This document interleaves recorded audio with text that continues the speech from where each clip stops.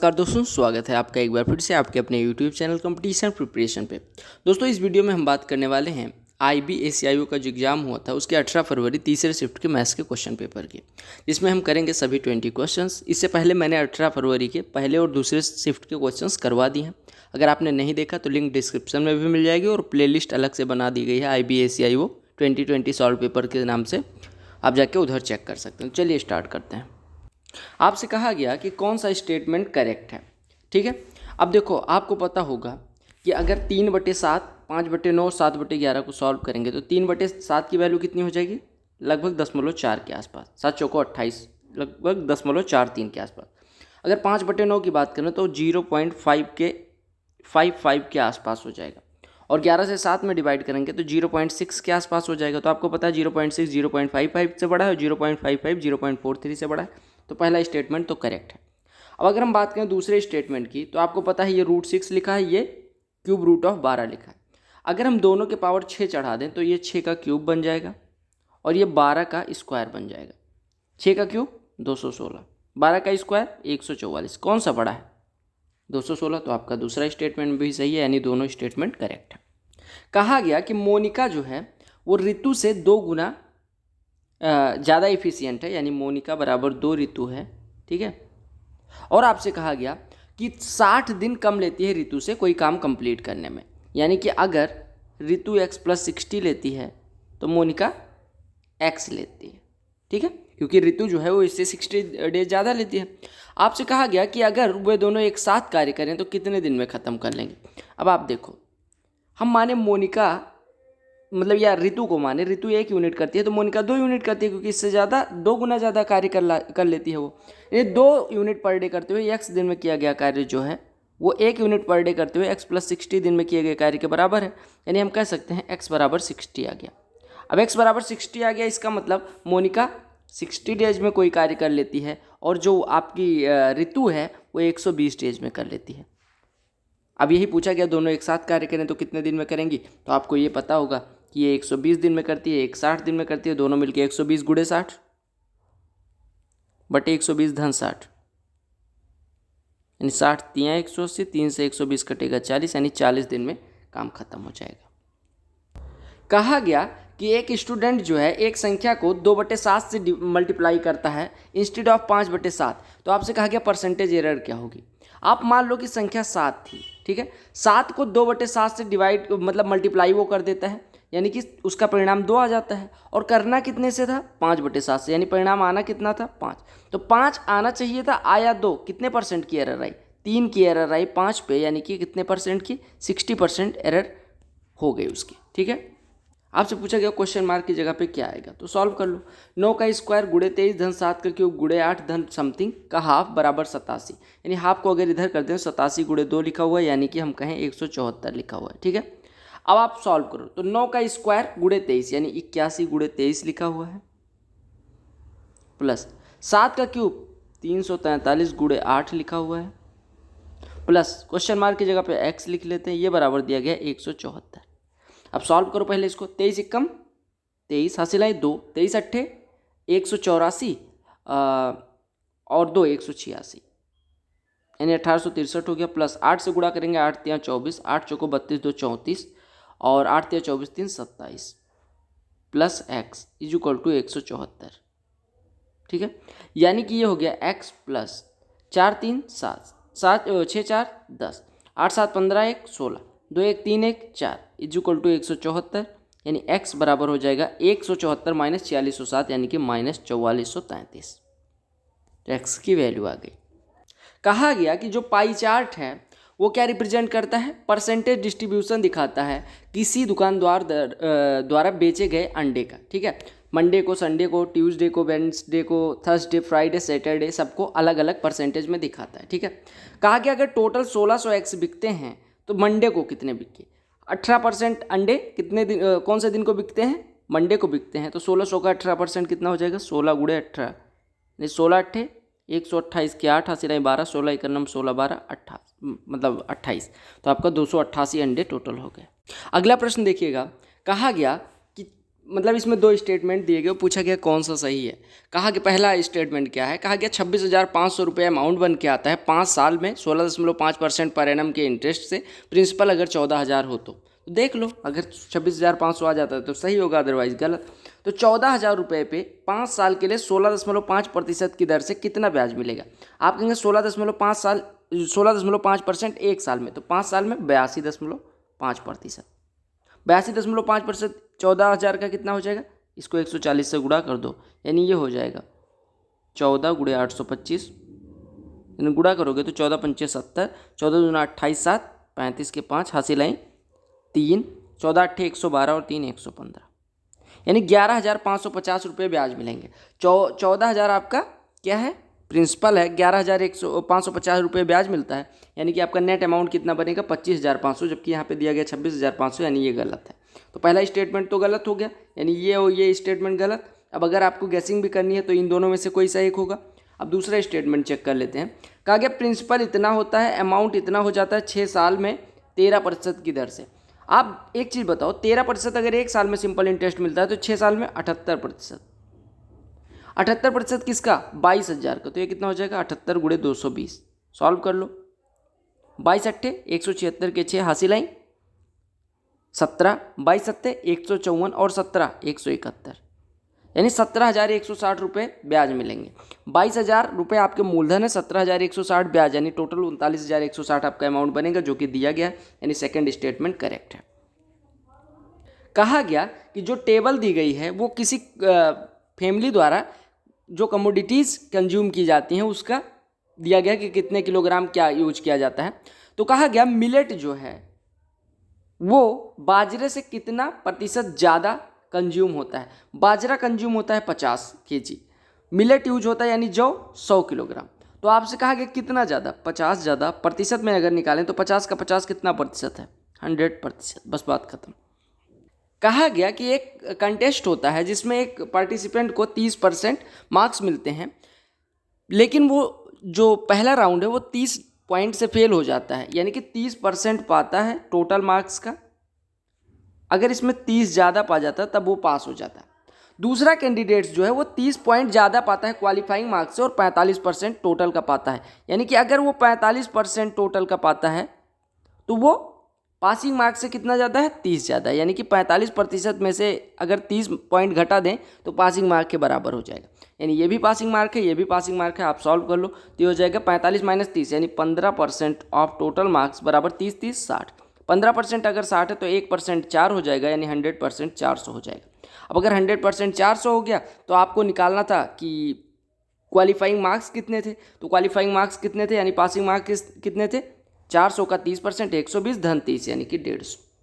ऐसे भी कर सकते थे, अदरवाइज आप यहीं पे कर सकते थे कि 15% अगर 60 है तो आपको क्वालिफाइंग मार्क्स यहाँ पे पता है कि 30% प्लस टी, 15% 60 तो 30% 120 और उसमें 30 जोड़ दो, यानी 150 टोटल क्वालिफाइंग मार्क्स रहा होगा। ये जो दिया गया है ग्राफ, कहा गया the given graph shows the population of a country in some years, अलग अलग सालों में पॉपुलेशन दिखाता है कंट्री का। कहा गया कि 2006 से लेकर 2008 तक परसेंटेज चेंज कितना हुआ। 2006 में थी 800, 2008 में हो गई 1000, यानी 200 बढ़ी। 200 800 का कितना परसेंट है, 1/4 है, यानी कि 25%। तो 25% का इंक्रीज होता है। कहा गया एक लड़की कोई साइकिल 7500 की खरीदती है और 25% लॉस पे बेच देती है, तो सेलिंग प्राइस क्या होगा। आपको पता है 25% लॉस पे बेचती है, यानी कि इसके 75% पे बेचती है। 7500 का 75% कितना हो जाएगा, 75 गुणे 75, और 75 का स्क्वायर कितना होता है, 56 25।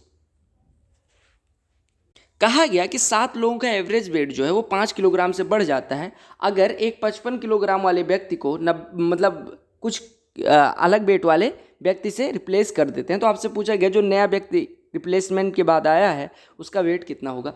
आप मान लो कि पहले देखो बेसिक तरीका जो है वो ये है कि मान लो एवरेज एक्स था, तो 7 लोगों का अगर एवरेज एक्स था तो अभी कुल वेट कितना रहा होगा, 7x। अब कहा गया एवरेज कितना हो गया, x + 5 हो गया, कितने लोगों का, 7, तो अब कुल वेट कितना हो गया, 7 टाइम्स ऑफ x + 5।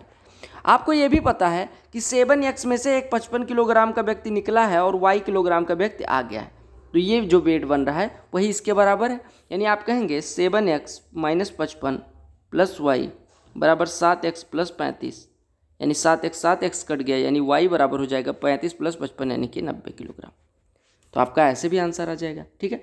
या आप ऐसे कर सकते थे कि भैया देखो 7 लोगों का एवरेज 5 किलोग्राम बढ़ा 55 किलोग्राम वाले व्यक्ति के निकलने से, यानी जो नया व्यक्ति आया होगा उसका जो वेट होगा वो 7 लोगों में 5-5 किलोग्राम बढ़ा रहा है, यानी कि 35 किलोग्राम एक्स्ट्रा लेके आया है। किससे? जिसको रिप्लेस किया है उससे 35 किलोग्राम, यानी 55 वाले को अगर वो रिप्लेस करता है तो 55 से 35 किलोग्राम उसका वेट ज़्यादा होगा, यानी 55 प्लस 35 होगा, यानी 90 किलोग्राम का होगा।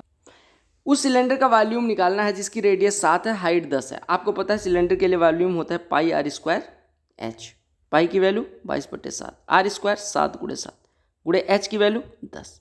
तो 7 कट गया, 22 7 154 और गुणे 10 1540। चूंकि ये वॉल्यूम है तो सेंटीमीटर क्यूब इसका यूनिट हो जाएगा। अगला प्रश्न देखिएगा, कहा गया कि पारस, रमेश और आरओ के बीच में कोई धन 5:8:15 के अनुपात में डिवाइड करना है। पी, आर और ए, पारस, रमेश और आरओ के बीच 5, 8, 15। कहा गया कि अगर रमेश और आरओ के बीच जो डिफरेंस है वो कितने का है? 6000 का है।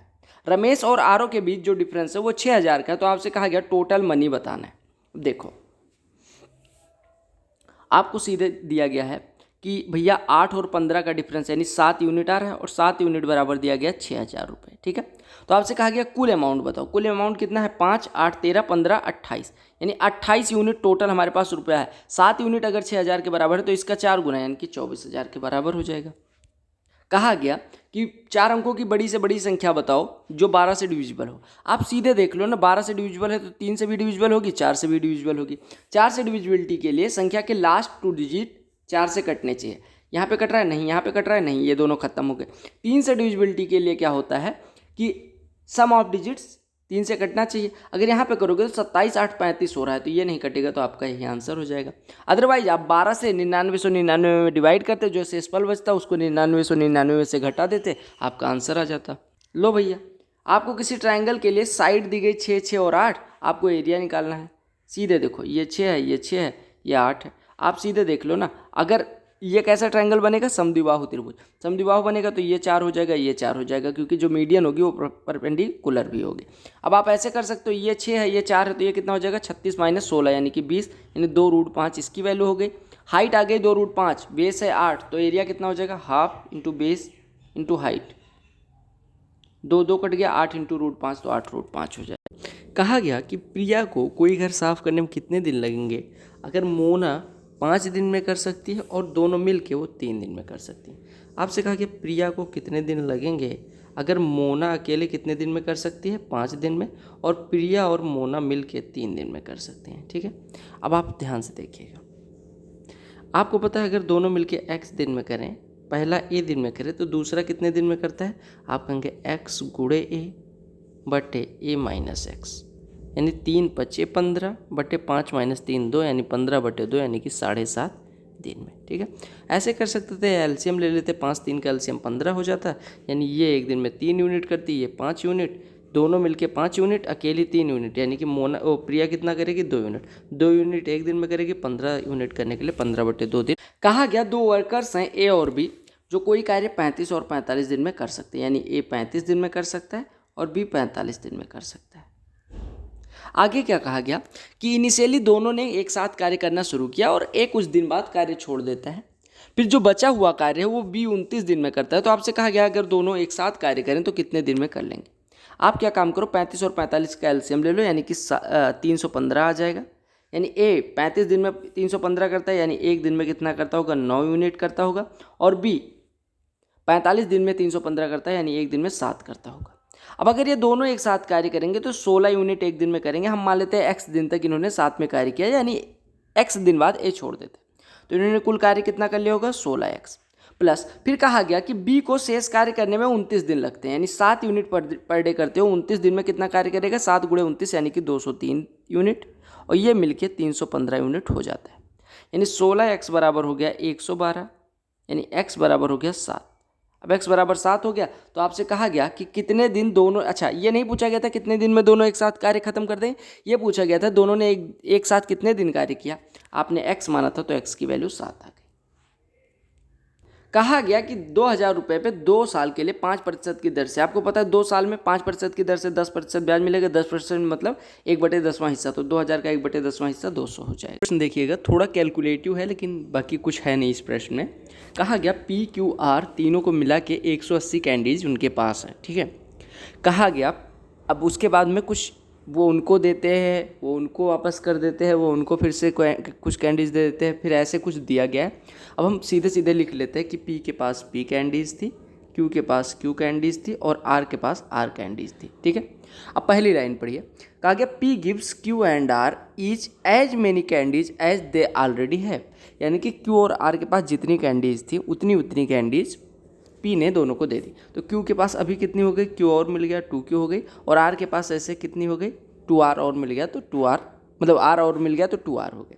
और P के पास P थी, उसने Q और R इसमें से निकाल दिया, तो P के पास अभी कितनी बची, P के पास अभी कितनी बची, P minus Q minus R, right, P minus Q minus R।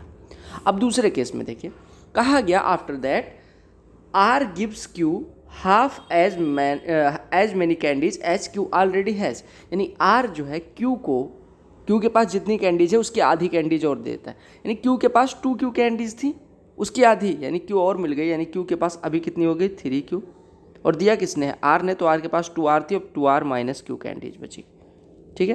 तो मैं यहाँ पे लिख दे रहा हूँ, इसके पास 3Q हो गई, इसके पास 2R माइनस Q कैंडीज हो गई, ठीक है। फिर अब आगे क्या दिया गया, and R also gives P twice as many as candies as P already has, यानी कि R क्या काम करता है, P को उतनी कैंडीज, यानी जितनी कैंडीज उसके पास थी उसका दूना उसे और दे देता है, यानी कि अब P के पास इसका 2 गुना और मिल गया, यानी कि ये 3 गुना हो गया, और R के पास कितना बचा होगा, -2 times of P minus Q minus R, right. अब देखो यहाँ से आपका P की कैंडीज निकल आई, Q की कैंडीज निकल आई और R की कैंडीज निकल आई। R वाली कैंडीज सॉल्व कर लो तो ये लिखा हुआ 2R minus Q minus 2P plus 2Q और minus 2R plus 2R, sorry देखो, यानी ये हो गया 4R plus Q minus 2P, यही तो हो गया 4R plus Q minus 2P, ठीक है। एक बार फिर से देख लेते हैं, 2 times of P minus Q minus R, यानी 2P माइनस का प्लस 2Q प्लस 2R, ठीक है। तो 2R 4R minus Q plus 2Q और माइनस 2P, ठीक है। अब देखो आपसे कहा गया जब इतना सब कुछ हो जाता है उसके बाद सबके पास सेम नंबर में कैंडीज बची हुई, यानी कि ये बराबर इसके और ये बराबर इस वाले के, ठीक है। तो अगर पहले इन दोनों को सॉल्व करोगे तो ये हो जाएगा 3 times of P minus R बराबर 3Q को इधर भेज दो, यानी 6Q, यानी आपका आ गया P माइनस R बराबर 2Q, यहाँ से आ गया, ठीक है, P माइनस R बराबर 2Q। अब यहाँ से देखो अगर इसको और इसको बराबर करोगे तो यहाँ से आपका हो जाएगा 3Q इज इक्वल टू, यहाँ पर मैं लिख दे रहा हूँ, इज इक्वल टू 3Q, यानी कि ये हो जाएगा 2Q is equal to 4R minus 2P, यानी कि यहाँ से हमारा 2Q की जगह पे कितना लिख सकते हैं 4R माइनस 2P, 2Q की जगह पे 4R माइनस 2P, यानी इसको हम लिख सकते हैं 4R माइनस 2P। बस अब P को एक साइड में ले आओ, R को एक साइड में ले जाओ, यानी ये हो गया 3P is equal to 5R। तो आपसे यही पूछा गया था P और R के पास जो कैंडीज थी उनका अनुपात क्या होगा, तो आप कह सकते हैं P/R या P अनुपात R बराबर हो जाएगा 5:3। तो कैलकुलेटिव था लेकिन बस, और इस प्रश्न में कुछ नहीं था। अगला प्रश्न देखिए, कहा गया एक पैरेललोग्राम की एडजेसेंट साइड्स जो हैं वो 36 और 27 हैं, और कहा गया परपेंडिकुलर डिस्टेंस जो है शॉर्टर साइड्स के बीच में 12 है, तो आपसे कहा गया perpendicular distance between the longer sides क्या होगी, ठीक है, यानी लॉन्गर साइड्स के बीच की दूरी क्या होगी। अब ध्यान से देखिएगा, देखिए क्या करना होता है, आपको पता होगा कि एरिया आप निकाल सकते हैं पैरेललोग्राम का, क्या होता है पैरेललोग्राम का area, half into sum of parallel sides. तो आप अगर एक पैरेललोग्राम ड्रॉ करेंगे तो आपको पता है ये 36 अगर है तो सामने वाली भुजा भी 36 होगी, ऐसे ये 27 है तो इसके समांतर भुजा भी 27 होगी, और पैरेललोग्राम का एरिया होता है half into sum of parallel sides, यानी कि 36 प्लस 36 72, और गुणे हम लॉन्गर साइड्स के बीच की डिस्टेंस मान लेते हैं x, यानी इंटू x, ये बराबर हो जाएगा half into sum of parallel side 27 27 54, और गुणे उनके बीच की दूरी दी गई 12, हाफ कट गया, 12 से काटेंगे 12 × 6 72 हो जाएगा, यानी 6x इज इक्वल टू 54 आ गया, या यहाँ से हम कह सकते हैं x इज इक्वल टू 9, यानी लॉन्गर साइड्स के बीच की डिस्टेंस कितनी होगी 9 सेंटीमीटर। आई होप आपको सारे क्वेश्चन समझ में आ गए होंगे। अगर समझ में आ गया तो वीडियो को लाइक करिएगा, अपने दोस्तों के साथ शेयर करिएगा, चैनल पर नए होना सब्सक्राइब कर लेना और बहुत सारी प्लेलिस्ट आपको मिल जाएगी, तो प्लेलिस्ट सेक्शन में जाके चेक कर सकते हैं। और जो लोग टेलीग्राम चैनल से नहीं जुड़े, लिंक डिस्क्रिप्शन में जाके